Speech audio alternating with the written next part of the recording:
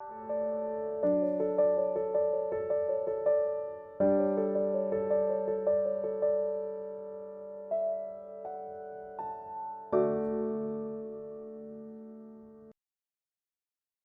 की बीमारियां ये बहुत कॉमन बीमारियां हैं। जितने लोग बाकी बीमारी से परेशान नहीं रहते हैं उतनी पेट की बीमारी से होते हैं। कोई भी मरीज को हार्ट अटैक हो गया, डॉक्टर पूछता है आपका छाती का दर्द कैसा है, तो पेट मरीज तो बोलता है मेरे को लैट्रिन साफ नहीं, उसका आप पहले करो। सो कहने का मतलब पेट की बीमारियां ये काफी कॉमन बीमारियां हैं।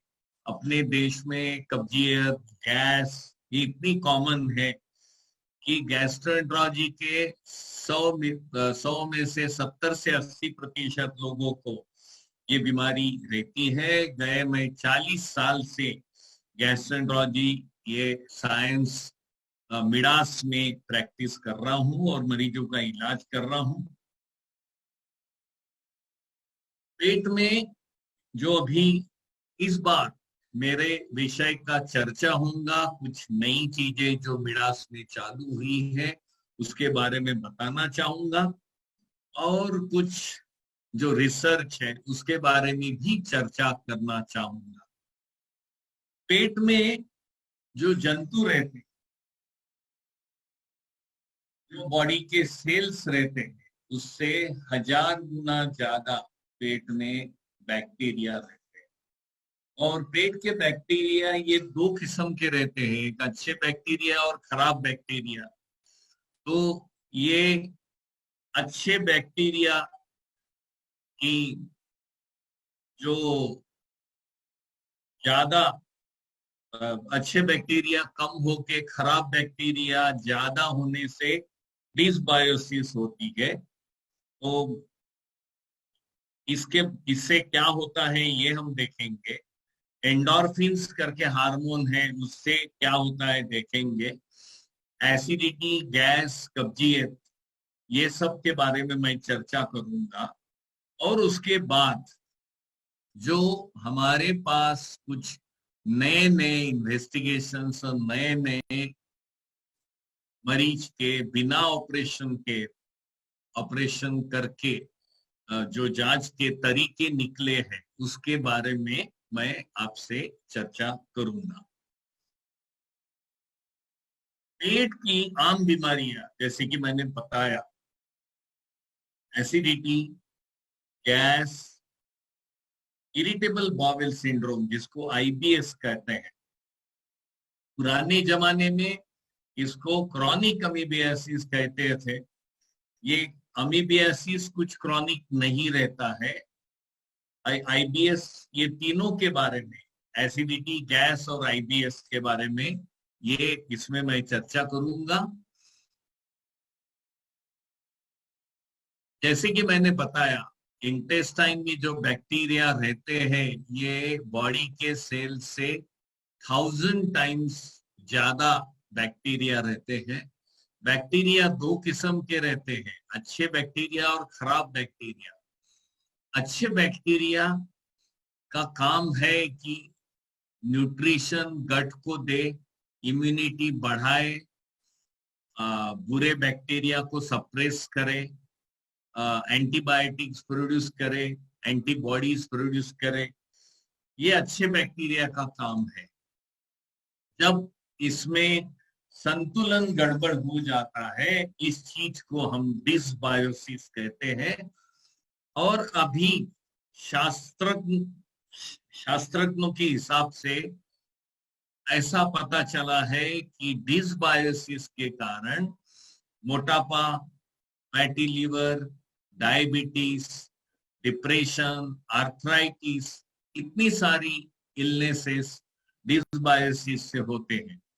सो बैक्टीरिया, अच्छे बैक्टीरिया बढ़ना ये जरूरी है और खराब बैक्टीरिया कम होना ये भी जरूरी है। एंडोर्फिन्स, एंडोर्फिन्स ये ऐसे हार्मोन हैं कि 90 से 95% हार्मोन्स ये पेट से निकलते हैं। सीरोटोनिन या डोपामिन ये उसके एग्जाम्पल्स है। इससे आदमी का मूड अच्छा रहता है, आदमी को वेल बीइंग लगता है, जो अपने को अच्छा फील होता है। और ये एंडोर्फिन्स एक्सरसाइज और डाइट से एंडोर्फिन्स बढ़ते हैं, उसमें एक्सरसाइज सबसे इम्पोर्टेंट है।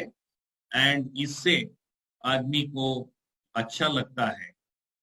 इसलिए पेट ये हार्ट और बाकी ऑर्गन से ज्यादा इम्पोर्टेंट है, महत्व का है। जैसे मैंने बताया आपको कि मैं आपके साथ क्या क्या चर्चा करने वाला हूँ। एक तो आज के चर्चा सत्र में एसिडिटी, फंक्शनल डिस्पेप्सिया जिसको अपन आम शब्द में पेट का गैस बोलते हैं, इरिटेबल बाउल सिंड्रोम जिसको हम संवेदनशील आंत की बीमारी बोलते हैं, उसके साथ एडवांस एंडोस्कोपी और ईआरसीपी, इसकी मैं चर्चा करने वाला हूं एक वन बाय वन। एसिड ये पेट में रहता है, ये आप देख रहे हैं, इधर ये है अन्न नलिका है और ये पेट है। पेट से जब एसिड ऊपर अन्न नलिका में जाता है उसको हम एसिडिटी की बीमारी बोलते हैं। हमारे पास जो 100 मरीज आते हैं उसमें से 30 से 40% लोगों को एसिडिटी की बीमारी रहती है। ये बीमारी लंबे हद पे चलने की बीमारी है। मरीज बोलता है कि जब एसिडिटी है हम दवाई लेते हैं, फायदा हो जाता है, दवाई छोड़ते हैं, परेशानी फिर वापस आती है। वो ऐसे लोगों को दवाई लंबे पीरियड तक लेना पड़ता है। अन्न नलिका और पेट के बीच में एक वॉल है जो ग्रीन एरो से दिख रहे हैं, इसको लोअर इसोफेजियल स्फिंक्टर बोलते हैं। ये लोअर इसोफेजियल स्फिंक्टर अगर लूज हो गया तो पेट का जो एसिड है ऊपर अन्न नलिका में पहुंचता है और मरीज को एसिडिटी की परेशानी होती है। एसिडिटी में क्या होता है? छाती में जलन होना, मुंह में खट्टा पानी आना, छाती में दर्द होना, खून की उल्टी। अगर एसिडिटी के कारण आहार नली अन्न नली का सिकुड़ गई तो गिटकने में तकलीफ। ऐसे लोगों में एक्स्ट्रा इसोफेजियल मैनिफेस्टेशन भी होते हैं कि खांसी आना, आवाज में बदल, सांस दमे की शिकायत, निमोनिया होना, ये सब एसिडिटी में सिम्टम्स होते हैं। काफी कॉमन बीमारी है उसका।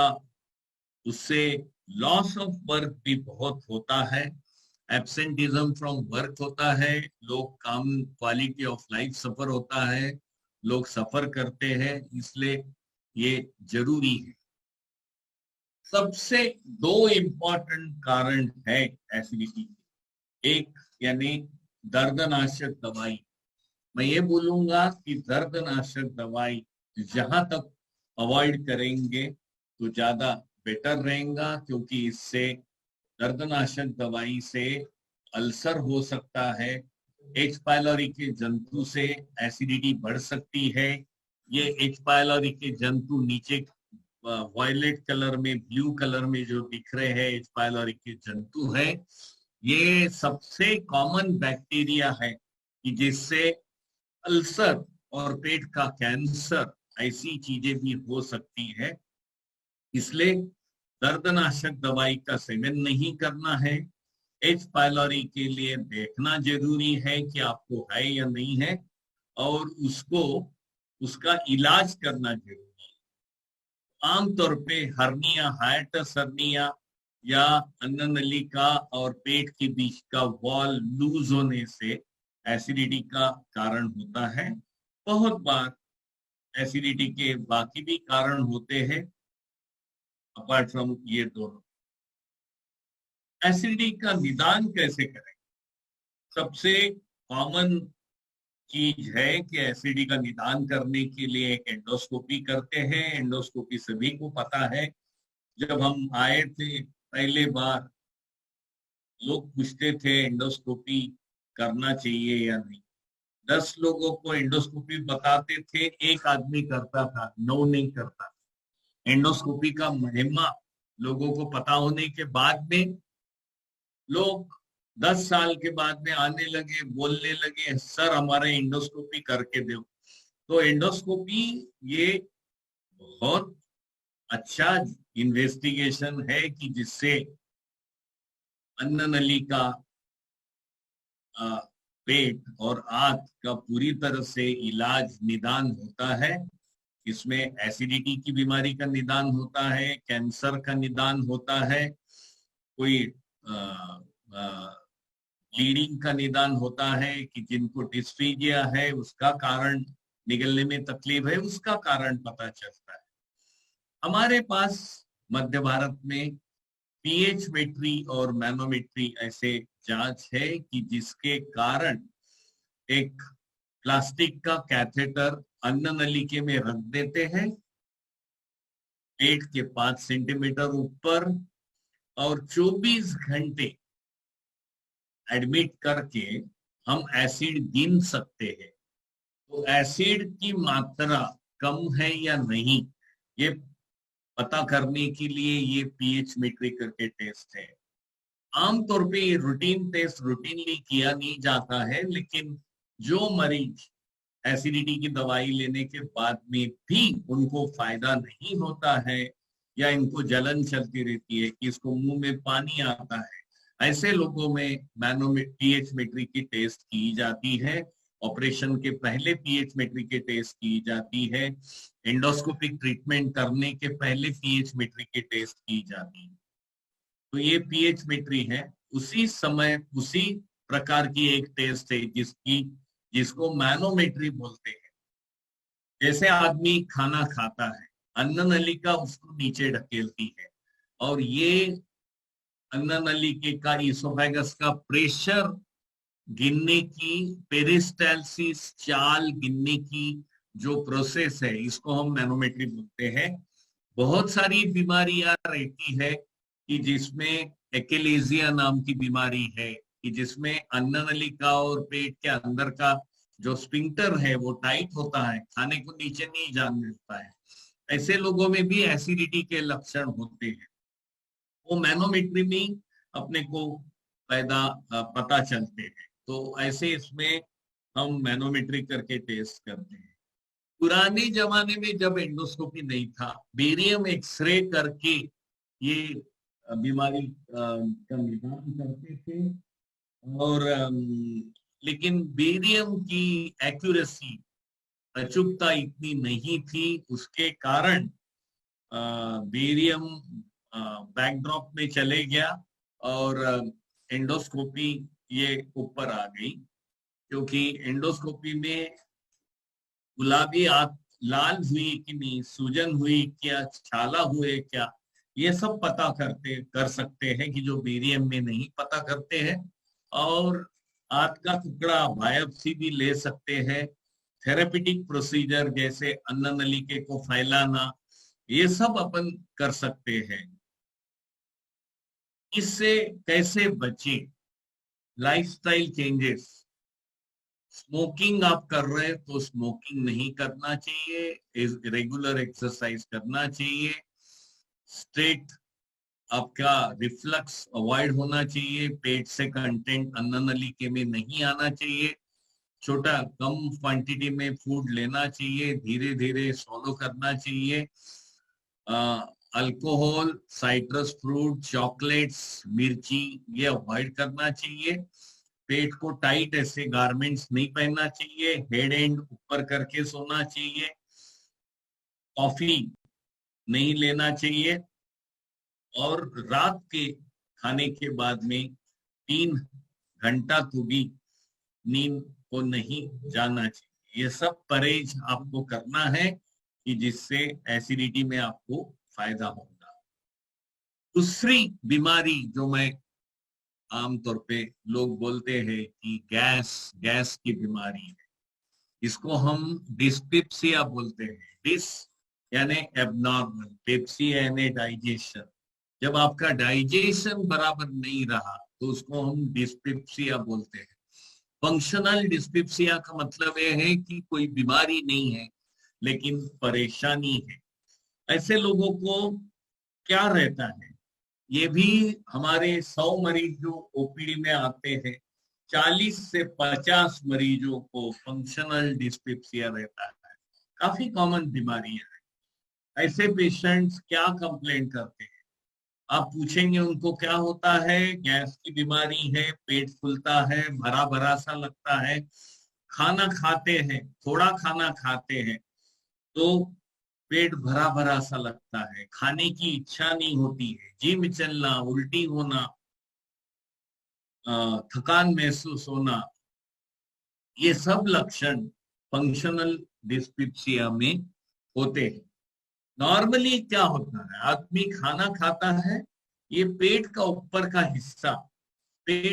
का हिस्सा फूलता है, जिससे पेट ऊपर चले जाता है। ये जो ऊपर जाने की क्रिया को फंडिक रिलैक्सेशन बोलते हैं। और ये फंक्शनल डिस्पेप्सिया के मरीजों में फंडिक रिलैक्सेशन का प्रॉब्लम होता है। पेट से आंत में जाने वाली जो क्रिया है वो स्लो हो जाती है, तो खाना पेट में ज्यादा देर तक रहता है, उससे मरीज को भरा भरा सा लगता है। ऐसे लोगों में क्या गैस ज्यादा रहती है? नहीं। जो गैस कंप्लेन करते हैं उनको भी 275 ml गैस, जो नहीं करते हैं उनको भी 275 की, दोनों को 70% नाइट्रोजन, 20% ऑक्सीजन, ये सब रहता है। और आ, खाली ये होता है कि जिनको आ, हम ये हमेशा हमारे मरीजों को समझाते हैं कि जिनको गैस है उनकी आंत साइकिल की ट्यूब जैसी फुलाई तो परेशानी होती है, नॉर्मल आदमी की कार ट्यूब जैसी फुलाई तो उनको परेशानी नहीं होगी, लेकिन इनकी साइकिल ट्यूब जैसी फुलाई तो परेशानी होगी। तो ये इसका मतलब ये है कि आंत ज्यादा नाजुक हो जाती है, सेंसिटिव हो जाती है, इसीलिए इसको फंक्शनल बाउल डिसीज बोलते हैं। जो आदमी एंजाइटी, स्ट्रेस, चिंता करता है, ऐसे लोगों में ये सिम्टम्स ज्यादा प्रमाण में पाए जाते हैं। जैसे हमने बताया, ब्लोटिंग, पेट का फूलना, भारीपना, जी मचलना, निदान भी एंडोस्कोपी द्वारा किया जाता है। एक्स पायलोरी देखना जरूरी है। ऐसे लोगों में एसिडिटी ज्यादा नहीं रहती है, लेकिन एसिडिटी की मेडिसिन से 15 में से एक आदमी को फायदा होता है। आंत की गति बढ़ाने वाली दवाई देते हैं जिसको प्रोकाइनेटिक बोलते हैं। ऐसे बहुत सारे लोगों में डिप्रेशन रहता है, तो हमको एंटी डिप्रेशन, उसको हम विसरल एनाल्जेसिक बोलते हैं। एमिट्रिप्टिलिन या ऐसे कुछ कुछ दवाइयां है कि जिससे मेरिटेजेपिन से ऐसे कोई कोई दवाई है कि जिसकी लो डोज में हम फंक्शनल डिस्पेप्सिया वाले मरीजों को देते हैं। और इससे इसको हम विसरल एनाल्जेसिक बोलते हैं। कहने का मतलब जैसे अपन सिर दर्द होने के बाद में एनासिन की गोली लेते थे, वैसे ही ये एंटी डिप्रेसेंट लो डोज में पेट के दर्द को कम कर देती है। और इसमें लाइफस्टाइल मॉडिफिकेशन करना है, एक्सरसाइज करना है, खाने का परहेज करना है। जो लो फोडमैप डाइट हम ऐसे लोगों को बताते हैं कि जो हम अगले सत्र में उसकी चर्चा करेंगे, लो फोडमैप डाइट। अनदर कॉमन बीमारी है कि जिसको हम इरिटेबल बावेल सिंड्रोम बोलते हैं। इरिटेबल बावेल सिंड्रोम में क्या होता है, ऐसे लोगों को पेट में दर्द होता है, सबसे इंपॉर्टेंट बात। और ये दर्द का लैट्रिन से संबंध होता है कि लैट्रिन बार बार जाना या कब्जियत की शिकायत होना। और ऐसे लोगों में अपन जांच करेंगे कि कोई ब्लड टेस्ट में खराबी होंगी, सोनोग्राफी में, कोलोनोस्कोपी में कोई खराबी नहीं रहती। तो ऐसे लोगों को भी हम ये बोलेंगे कि परेशानी रहती है लेकिन बीमारी नहीं रहती। ऐसे लोगों में एक तो कब्जियत हो सकती है या बार बार लेटरिन जाना पड़ता है, कभी कब्जियत होती है, कभी बार बार लेटरिन जाना पड़ता है, ऐसा मिक्स पैटर्न भी रहता है। आव जाती है, थूक जैसा सफेद आव जाना, ऐसे लोगों में ऐसा लगता है कि पेट साफ नहीं हो रहा है, बार बार जाने का है। और उसके साथ पेट में दर्द, ब्लोटिंग, ये सब लक्षण होते हैं। एंड इरिटेबल बॉवेल का क्या कारण है? आमतौर पे ऐसे माना जाता है कि ये एक साइकोसोमेटिक डिसऑर्डर है, इनका माइंड गड़बड़ है, ऐसे लोगों में ये ज्यादा होता है। उसके सिवाय diet, intolerance to food, stress, infection, ये सब प्रॉब्लम से इरिटेबल बॉवेल सिंड्रोम होती है। आपकी आंत इरिटेबल है, अस्वस्थ है, कभी ज्यादा काम करती है तो बार बार लेटरिन जाना पड़ता है, कम काम करती है तो कब्जियत, कॉन्स्टिपेशन की शिकायत है। तो ऐसे इसमें हम मेन से खाने का परहेज बताते हैं। इसको हम फोडमैप डाइट बोलते हैं। फोडमैप डाइट में क्या? Fermentable oligo di mono and polysaccharide का फुल फॉर्म फोडमैप है। यानी जो कार्बोहाइड्रेट रहते हैं, ये कार्बोहाइड्रेट इंटेस्टाइन में जाके उस पे बैक्टीरिया एक्ट करते हैं और उससे गैस बनती है। तो ये सब बैक्टीरिया एक्ट करने वाले चीजें नहीं लेना चाहिए, जैसे excess fructose, honey, apple, peaches, mango, जो जो अच्छी अच्छी चीजें हैं उसको हम बंद कर देते हैं। Wheat, onion, milk products, sorbitol, तिल, कैबेज, ग्रीन बीन्स, लेग्यूम्स यानी चने, ये सब नहीं लेना चाहिए। तो आम सबको पसंद है, लेकिन फंक्शनल डिस्पेप्सिया या इरिटेबल बॉवेल वालों में हम आम नहीं लेने को बोलते हैं। अनियन एंड गार्लिक एंड लहसुन ये भी नहीं बोलते हैं। मिल्क प्रोडक्ट्स नहीं बोलते हैं। आर्टिफिशियल स्वीटनेस नहीं देते, उसमें सॉर्बिटॉल रहता है, उससे गैस बनती है। तो ये सब हाई फूड मैप डाइट का चार्ट है ऊपर में जो मैंने बताया। इसमें सारी अच्छी अच्छी चीजें हैं जो मरीज को हम मना कर देते हैं, और ये बताते हैं कि आपने लो फूडमैप डाइट होना चाहिए। मेनली इसमें सैलेड है, टोमेटो लेना चाहिए, कुकुम्बर, कैरेट ले सकते हैं, काकड़ी, कुकुम्बर ले सकते हैं, ककड़ी ले सकते हैं, ग्रेप्स ले सकते हैं, ऑरेंज ले सकते हैं, ब्लैक टी ले सकते हैं, बनाना ले सकते हैं, राइस ले सकते हैं। तो ये चीजें खाने में कंज्यूम करना चाहिए। ये बहुत जरूरी है कि आपको बार बार लेटरिन जा रहा है, कोई डॉक्टर भी बोलता है कि आपको आईबीएस है, तो ये जरूरी है देखना कि आपको अलार्म सिम्टम्स है क्या। आपका उम्र अगर 50 साल के ऊपर है, वजन आपका कम हो गया है, आपको रात को नींद में से उठ के जाना पड़ता है, ब्लीडिंग होता है, खाना का खून कम हो जाता है, या फैमिली में किसको कैंसर की बीमारी है, तो ऐसे लोगों ने बोलना नहीं चाहिए कि मेरे को आईबीएस है। ऐसे लोगों ने तुरंत डॉक्टर के पास जाके अपना इलाज करना चाहिए, कोलोनोस्कोपी कर लेना चाहिए। क्योंकि बहुत सारी बीमारियां है कि जैसे colon cancer, ulcerative colitis, Crohn's disease, ऐसे लोगों में इरिटेबल बॉवेल जैसे लक्षण होते हैं। और जब अगर अपन इरिटेबल बॉवेल आईबीएस करके है करके ये हो जाती है तो बीमारी मिस आउट हो जाती है। तो जिनको एज ज्यादा है, ब्लीडिंग है, खून कम है, वेट लॉस है, ऐसे लोगों ने डॉक्टर के पास जाना चाहिए और अपनी जांच करा लेना चाहिए। हमारे पास और एक जांच है कि जिसको हम मैनोमेट्री बोलते हैं।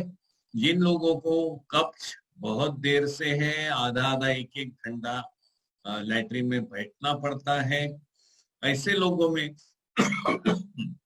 लैट्रिन की क्रिया में तालमेल नहीं रहता है और ये बहुत कॉमन बीमारी है।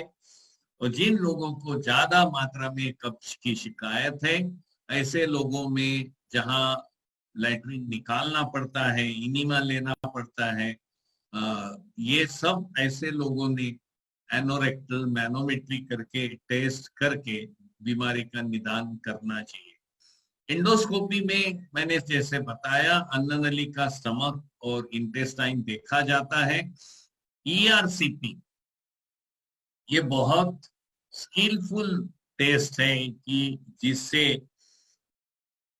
ये पित्त की नली हरे रंग की जो दिख रही है वो पित्त की नली है, और पैनक्रियास की जो ग्रंथि दिख रही है पीली वाली, ये पैनक्रियास की ग्रंथि है। ये दोनों आंख में खुलते हैं, उसको एम्पुला बोलते हैं। ये छोटा सा छेद रहता है सुई के आग जैसा, और ये छेद को चीरा देके पित्त की नली के पथरी हम ईआरसीपी द्वारा निकाल सकते हैं। ये बड़ा एक स्किलफुल जॉब है और गए 30 साल से हम ये काम मिडास पे कर रहे हैं। तो जिनको पीलिया है, जिनको पित्त के नली में रुकावट है, पित्त के नली का कैंसर है, एडवांस कैंसर है, ऐसे लोगों में हम स्टेन डाल के पीलिया कम कर सकते हैं। स्टोन रहे तो स्टोन निकाल सकते हैं, मवाद है तो उसको इलाज कर सकते हैं, कोई हाइड्रेटेड की बीमारी है तो उसको इलाज कर सकते हैं, गॉल ब्लैडर का ऑपरेशन हो गया, पित्त का लीकेज हो गया, लीकेज को बंद कर सकते हैं। ये सब चीजें ईआरसीपी द्वारा हो सकते हैं। देखो क्या है कि जांच तो बहुत सारे हैं, लेकिन मैं आपको एक बर्ड्स आई व्यू बोलूंगा कि क्या क्या है, उसके बारे में मैं आपसे चर्चा कर रहा हूँ न। अभी नई जो जांच है इसको हम एंडोस्कोपिक अल्ट्रासाउंड बोलते हैं। सोनोग्राफी की मशीन एंडोस्कोपी की मशीन को लगी हुई रहती है, और ये मशीन द्वारा हम पेट के बाहर का लीवर, पित्त की थैली, पैनक्रियाज जो पेट के बाहर है, ऐसे ऑर्गन का भी हम इलाज कर सकते हैं। इसको हम एंडोस्कोपिक अल्ट्रासाउंड बोलते हैं, बिकॉज सोनोग्राफी की मशीन एंडोस्कोपी की मशीन को लगी रहती है, अंदर मशीन डाल के पेट के बाहर का हम देख सकते हैं। जैसे ये मरीज को आपको दिख रहा है कि पैनक्रियास की ग्रंथि में छोटी सी गठान है। पेट में एंडोस्कोप रख के सोनोग्राफी के सहायता से गठान को लोकलाइज करते हुए पेट से इंस्ट्रूमेंट से सुई डाल के इसका बीमारी का निदान करते हैं कि ये कैंसर है क्या। एंडोस्कोपिक अल्ट्रासाउंड से आजू बाजू की खून की नली में कैंसर चिपका हुआ है क्या, गठान में है क्या, वो भी पता चलता है। और ये सीटी स्कैन से अच्छी टेस्ट मानी जाती है कि लोकल कैंसर का स्प्रेड देखने के लिए। और इसका खाली डायग्नोस्टिक यूज नहीं है, इसके काफी सारे थेरेपेटिक यूज है। सबसे इंपॉर्टेंट ये पीली वाली ग्रंथि पैंक्रियास की दिखती है। पैंक्रियास का अटैक आने के बाद में ये ग्रंथि की नली में छेद हो जाता है, पेट में पानी हो जाता है, जो पेट और पैंक्रियास के बीच में पानी हो जाता है, जिसको हम सुडोसिस बोलते हैं। तो ऐसे काफी सारे मरीजों को सुडोसिस्ट या WOPN, world of pancreatic necrosis रहने के बाद में बिना ऑपरेशन का दूरबीन पद्धति से पंक्चर करके पेट से पैंक्रियास का गंदगी, मवाद, नेक्रोसिस निकाल सकते हैं। इसको सिस्टोगैस्ट्रोस्टोमी ऐसे बोलते हैं। और ये करीबन 100 से ज्यादा मरीजों को ये यूएस गाइडेड सिस्टोगैस्ट्रोस्टोमी में गए 2 साल में हमने इलाज किया है और उनका ऑपरेशन होने से इनको बचाया है। और हमारा साइंस भी कहता है कि मिनिमल इन्वेजिव टेस्ट से आपने पैनक्रियास का इलाज करना चाहिए। अभी जैसे गॉल ब्लैडर में जिसको पथरी है और जो मरीज को गॉल ब्लैडर का प्रॉब्लम है, ऑपरेशन नहीं करना चाहते हैं, हार्ट की बीमारी है, किडनी की बीमारी है, एनेस्थीसिया की रिस्क है, बिना ऑपरेशन से हम इंटेस्टाइन से पंक्चर गॉल ब्लैडर में करके ये यूएस का ड्रेनेज करते हैं। जिनको लीवर की बीमारी है और पोर्टल हाइपरटेंशन होता है, जैसे आदमी का बढ़ता है प्रेशर, ब्लड प्रेशर, वैसे पेट के अंदर में ब्लड प्रेशर बढ़ना, उसको पोर्टल हाइपरटेंशन बोलते हैं। तो ऐसे लोगों में खून की उल्टी होती है। ये खून की नली को एंडोस्कोपिक अल्ट्रासाउंड के सहायता से इंजेक्शन देना, कॉइल देना, ये काफी लेटेस्ट चीजें हैं कि जो हम लोग कर सकते हैं। कोई मरीज को टर्मिनल कैंसर है, उसको लगातार पेट में दर्द हो रहा है, वो दर्द नस के कारण दर्द होता है, ये यूएस द्वारा वो नस को इंजेक्शन देके उसको बंद किया जा सकता है, जिसको सीलियक प्लेक्सस न्यूरोलिसिस बोलते हैं। एंटरोस्कोपी मिडास ऐसा पहला सेंटर है कि जो फर्स्ट एंट्रोस्कोपी मिडास में आया है।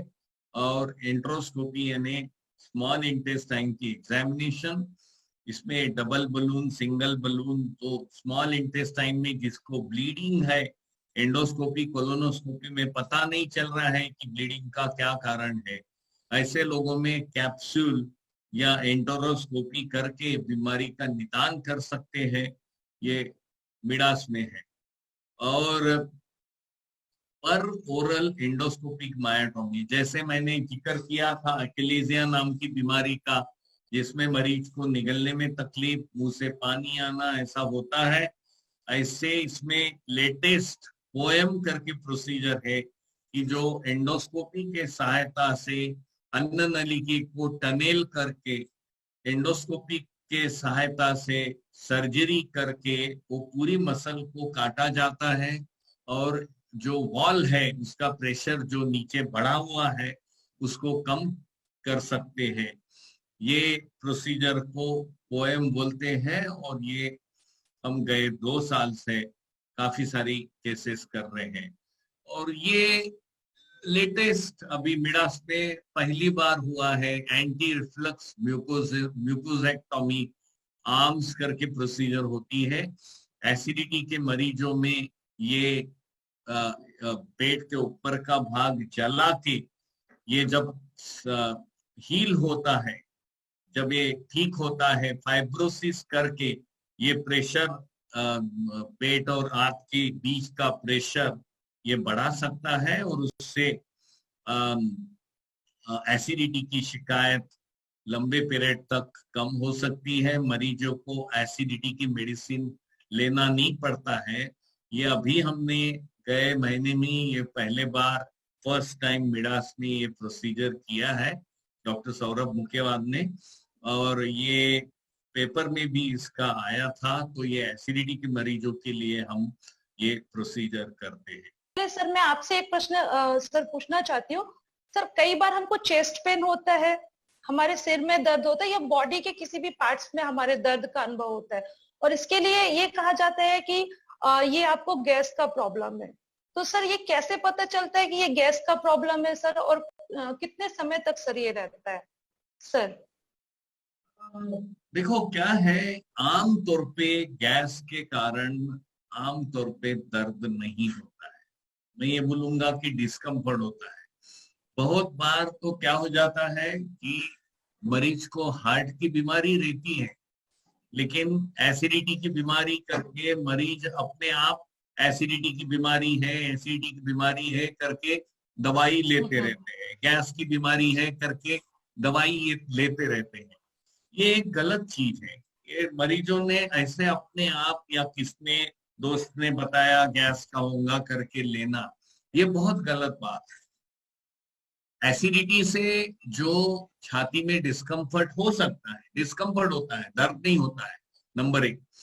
एक तो हार्ट की बीमारी बाएं बाजू में ज्यादा दर्द होता है, तो कोई भी मरीज को अगर हार्ट छाती के बाएं बाजू में दर्द हो और वो दर्द हाथ में चला हो, पसीना हो, चलने के बाद में दर्द ज्यादा हो, जी जी एक्सरसाइज करने के बाद में ज्यादा हो, खाना खाने के बाद में ज्यादा हो, ये हार्ट के लक्षण होते हैं। ऐसे लोगों ने सिंपल टेस्ट है, एक सॉर्बिट्रेट करके जो गोली आती है, ये जबान के नीचे रख के अगर आप वो उससे आपको पेन कम हो गया तो अपन बोल सकते हैं कि ये हार्ट का होना चाहिए। और ऐसे लोगों ने खुद होके अपने आप निदान नहीं करना चाहिए कि ये हार्ट की गैस की बीमारी है करके, क्योंकि उसमें आपको कई बार रिस्क रह सकती है। ऐसी मेरी आपको विनती है। डॉक्टर, मुझे आपकी बातों को सुनकर वो एक जुमला याद आ रहा है जिसको यूनानी चिकित्सक हिपोक्रेट्स ने बोला था कि सारी बीमारियां पेट से शुरू होती हैं। तो बिल्कुल ऐसा लग रहा है कि पेट से बहुत सारी बीमारियां हो रही हैं। और अभी जी, कमलेश धाकड़ सर ने आपका बिल्कुल सही है। आजकल जो अभी ये बैक्टीरिया जो आए हैं कि अच्छा बैक्टीरिया और बुरे बैक्टीरिया में संतुलन गड़बड़ होने से डिप्रेशन होता है, ओबेसिटी होती है, शुगर की बीमारी, फैटी लिवर, आर्थराइटिस, ये सब कोलाइटिस, काफी सारी बीमारियां डिसबायोसिस से होती है, संतुलन बैक्टीरिया का बिगड़ जाने से। और उसमें काफी रिसर्च चालू है। तो पेट ये मेन एक ऑर्गन है बॉडी का कि जिसको अपन निग्लेक्ट नहीं कर सकते। मेरे लिए सर एक प्रॉब्लम है सर, मैं जैसे रात को सोता हूँ तो सर पेट में बहुत जलन सी होती है। कुछ मैं ज्यादा मिर्ची खा लेता हूँ, हल्की सी ज्यादा, तो पेट में बहुत जलन होती है सर। समझ में नहीं आता है ऐसा क्यों होता है अधिकतर। और मैं तुअर वगैरह की दाल खा लेता हूँ तो भी पेट में हल्की सी एसिडिटी टाइप से होती है सर। प्लीज सर मुझे मार्गदर्शन दीजिए। पेट के जलन के लिए आमतौर पे मेनली 4 कारण रहते हैं। एक एसिडिटी की बीमारी, दूसरा चिंता की बीमारी, तीसरा हार्ट की बीमारी, और चौथा विटामिन B12 के कमी से भी कई बार पेट में जलन होती है। तो ऐसे मरीजों को हम आमतौर पे विटामिन B12 की ब्लड टेस्ट लिख देते हैं कि B12 की कमी है क्या। B12 की कमी से कई बार जलन होती है। तो एक शिकायत एसिडिटी है तो उसके लिए एक एंडोस्कोपी या एच पायलोरी का टेस्टिंग करना चाहिए। आपकी उम्र अगर 40 के ऊपर है तो एक हार्ट का ECG कर लेना चाहिए और मानसिक तनाव से मुक्त होना चाहिए। यही कारण, यही उसका इलाज है। जी सर, साहू सर को सर सुन के मुझे भी एक प्रश्न आया सर। कई बार सर ज्यादा हिचकियां आती है लोगों को, तो क्या ये भी सर उदर रोग होता है क्या, ज्यादा हिचकियां आना सर? देखो, हिचकी आना सबसे कॉमन, यानी काफी कॉमन बीमारी है। और हिचकी का सबसे कॉमन सर्वसाधारण कारण यानी एसिडिटी है। अगर 100 हिचकी वाले अपन लेंगे तो 60 से 70 लोगों को हम रिफ्लक्स इसोफेजाइटिस यानी आहार नली में, अन्न नलिका में एसिडिटी से सूजन होना, ये होने के कारण हिचकी आती है। हिचकी के बाकी भी कारण है, किडनी फेल के कारण हिचकी होती है, निमोनिया से हिचकी होती है, हार्ट अटैक से हिचकी होती है, कोई न्यूरोलॉजिकल कॉज है, इडियोपैथिक कॉज है। इडियोपैथिक यानी जिसका कारण नहीं पता, ब्रेन के कारण से हिचकी होती है। तो ऐसे काफी सारे कारण है। पेट फूलना, gastric stasis, gastric outlet obstruction, यानी पेट में रुकावट रही, खाना नीचे नहीं गया तो वो डायफ्राम पे प्रेशर करता है, उसके कारण हिचकी आती है। तो हिचकी के बहुत सारे कारण हैं, लेकिन एसिडिटी उसमें सबसे इम्पोर्टेंट और महत्व का कारण है। कोई भी हिचकी वाले को आने से, एसिडिटी की दवाई देने से भी ऐसे लोगों में फायदा होने को काफी वक्त लगता है, 8-8 10-10 दिन लगते हैं।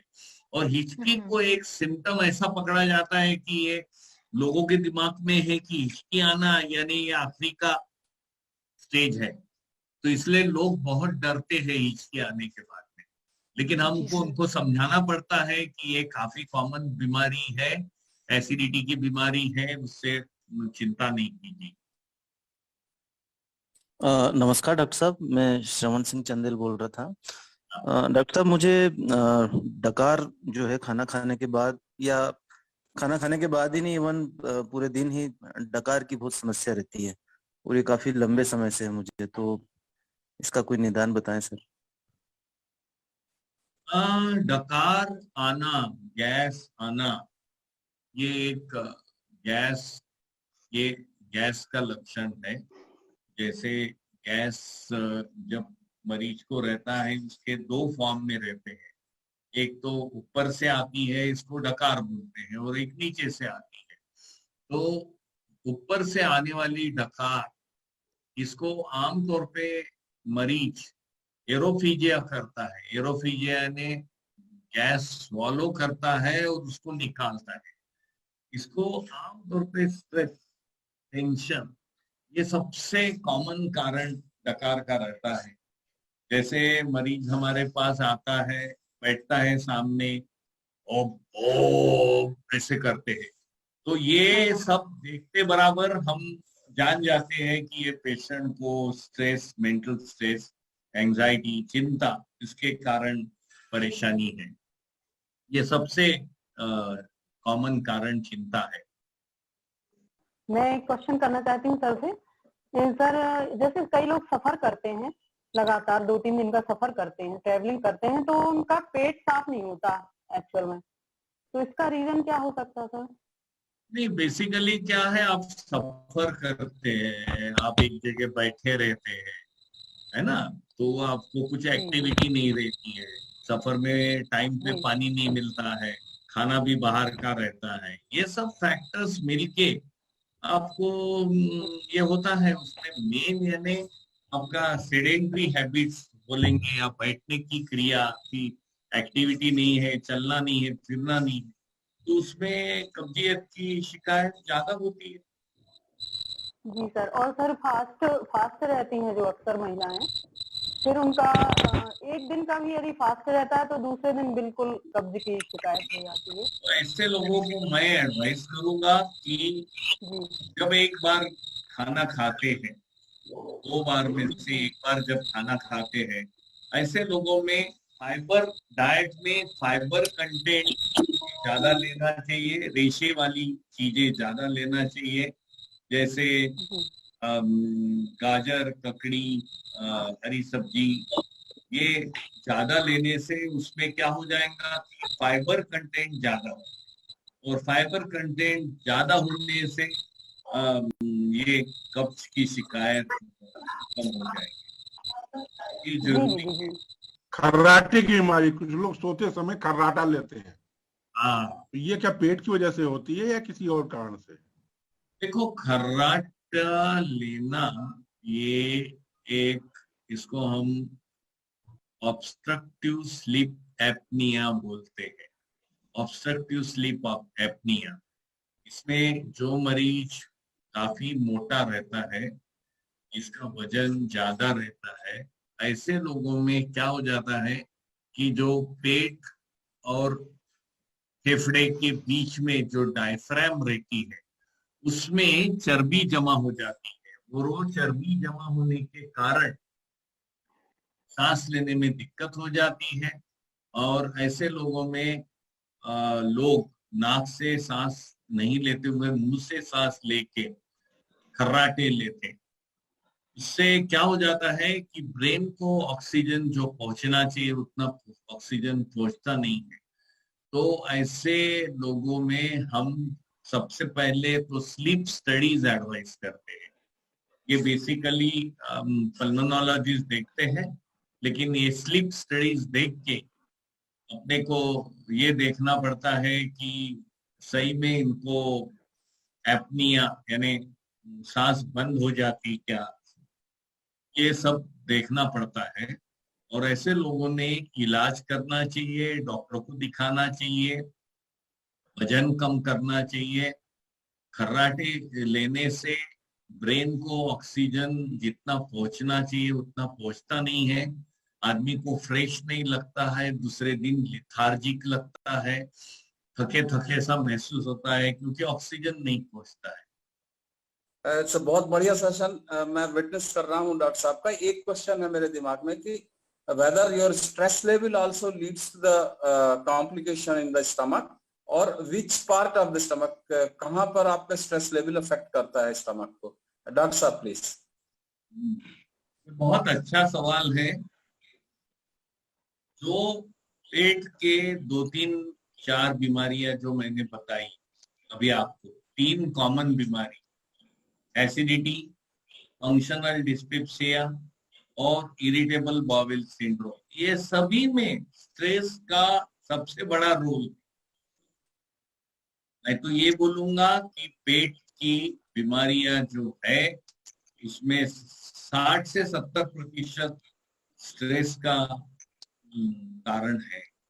स्ट्रेस ये बहुत इंपॉर्टेंट कारण है कि जिससे ये परेशानी ज्यादा होती है। जैसे डिस्पेप्सिया में स्ट्रेस का रोल है, एसिडिटी में स्ट्रेस का रोल है, इरिटेबल बाउल में स्ट्रेस का रोल है। बिकॉज अभी ये डिसऑर्डर्स को पहले अभी नाम दिया है कि disorders of gut brain interaction. Gut brain interaction कहने का मतलब ब्रेन के कारण गट और गट के कारण ब्रेन, ऐसा इसका यानी दोनों एक में को कंट्रीब्यूट करते हैं। तो इससे ये होता है, सीरोटोनिन जो है ब्रेन में निकलता है, गट में निकलता है, और गट में निकल के उसका एक्शन ब्रेन में जाके, गट में एक हार्मोन है सीरोटोनिन, एक हार्मोन है, उससे इंटेस्टाइन की मोटिलिटी गवर्न होती है। तो ये मेनली सीरोटोनिन के आधार से ये ब्रेन का और ये फंक्शन। नमस्कार सभी को। नमस्कार सर। मुझे ये पूछना है कि मेरा अभी 10 साल पहले गॉल ब्लैडर रिमूव हुआ था, उसमें स्टोन था। तो उसके बाद से मुझे कभी गैस की प्रॉब्लम नहीं होती, लेकिन उसके बाद से मैंने नोट किया कि मुझे गैस की प्रॉब्लम हो रही है। स्पेशली जब चने वगैरह खा लिए या कुछ ऐसी हैवी खाना खा लिया कभी महीने में 1 आध बार, तो मुझे बहुत प्रॉब्लम हो जाती है, लूज मोशन भी हो जाते हैं और गैस की भी प्रॉब्लम होती है। तो ये गॉल ब्लैडर रिमूव करने के कारण है या उसका कोई और कारण? आमतौर पे गॉल ब्लैडर निकालने के बाद में गॉल ब्लैडर का फंक्शन जो है पित्त की नली ले लेती है, और आमतौर पे मरीजों को प्रॉब्लम नहीं रहते। लेकिन कुछ लोगों को डिस्पेप्टिक सिम्टम्स आते हैं। डिस्पेप्टिक सिम्टम्स यानी पेट का अफारा, फूलना, गैस बनना, थोड़ा सा इंडाइजेशन। मेरी राय रहेगी कि आपने गॉल ब्लैडर निकालने के कारण है ऐसा नहीं समझते हुए आपकी जांच कर लेनी चाहिए। अगर जांच में कुछ नहीं मिला तो फिर अपन बोल सकते हैं कि गॉल ब्लैडर निकालने के कारण ये चीज है। क्योंकि क्या हो जाता है, गॉल ब्लैडर में क्या होता है, गॉल ब्लैडर का काम है पित्त को जमा करना और बाइल सॉल्ट को स्टोर करना। और जब आदमी खाना खाता है गॉल ब्लैडर कॉन्ट्रैक्ट होता है, बाइल को नीचे इंटेस्टाइन में डालता है। तो कई लोगों को जिनको गॉल ब्लैडर निकल जाता है, ऐसे लोगों को बाइल सॉल्ट कंसंट्रेशन की प्रोसेस प्रॉब्लम होती है, वो बाइल सॉल्ट सब आंत में जाते हैं और उसके कारण पतले दस्त हो सकते हैं। ऐसा नहीं है कि गॉल ब्लैडर की सर्जरी के बाद में, जिसको हम पोस्ट कोलेसिस्टेक्टोमी डायरिया बोलते हैं, लेकिन इतना कॉमन नहीं है। इसलिए मेरी राय रहेगी कि आपने ऐसा नहीं समझना है कि ये गॉल ब्लैडर के बाद में हुआ है। पहली जांच करनी है। अगर जांच में बाकी कुछ चीजें नहीं मिली तो फिर अपन बोल सकते हैं कि ये गॉल ब्लैडर के कारण है। लेकिन ऐसे मरीजों में छोटी आंत की जांच, बड़ी आंत की जांच, थायराइड की जांच, ये सब एक बार कर लेना चाहिए। जो जो कारण है, गेहूं वाली जांच, सीलिएक डिसीज, ये सब कर लेना चाहिए। सर थायराइड तो है मुझे, थायराइड तो मेरा हाई है, मैं दवाई ले रही हूँ 15 साल से दवाई ले रही हूँ। नहीं, लेकिन उसमें थायराइड का आपका हाइपोथायराइड होगा। आपका थायराइड की बीमारी यानी हाइपोथायराइड, यानी थायराइड की ग्रंथि कम काम कर रही होगी ना। कई बार थायराइड का डोज आपका ज्यादा होने से भी डायरिया हो सकता है। जैसा आपको हाइपोथायराइड है, आप 50 माइक्रोग्राम की ले रहे हैं, लेकिन आप यानी वो 100 माइक्रोग्राम की ले रहे हैं, आपको 50 चाहिए, 50 ज्यादा है, तो उससे भी पतले दस्त हो सकते हैं। इसलिए वो उसको आपको कंसल्ट करके कर लेना चाहिए। सर नमस्कार, मैं आपसे एक बार मिला था आज से 10 वर्ष पहले, और मुझे कॉन्स्टिपेशन की प्रॉब्लम बनी रहती है। तो आपने कुछ टूल्स दिए थे, लेकिन सर फिर भी बनी रहती है। तो एक सामान्य पेट के रोगी के लिए क्या ऐसी डाइट लेनी चाहिए जिससे उसका जो सामान्य जो रूटीन है पेट का वो बना रहे? पहला ये प्रश्न था। देखो, कॉन्स्टिपेशन ये काफी कॉमन बीमारी है, काफी कॉमन लक्षण है। लेकिन जैसे मैंने आपको बताया है कि जो आदमी का एज 40-50 के ऊपर है, जिसको वेट लॉस है, खून कम है, ब्लीडिंग है, ऐसे लोगों में, फैमिली हिस्ट्री ऑफ कैंसर है, ऐसे लोगों में तो अपने को जांच करनी चाहिए। लेकिन ये सब सिम्टम्स अगर आपको नहीं है, आपको आप बोल रहे हैं कि 10 साल से बीमारी है, 5 साल से बीमारी है, इसका मतलब कोई बड़ी बीमारी नहीं है। 5 साल में कैंसर आपको पता होना चाहिए था।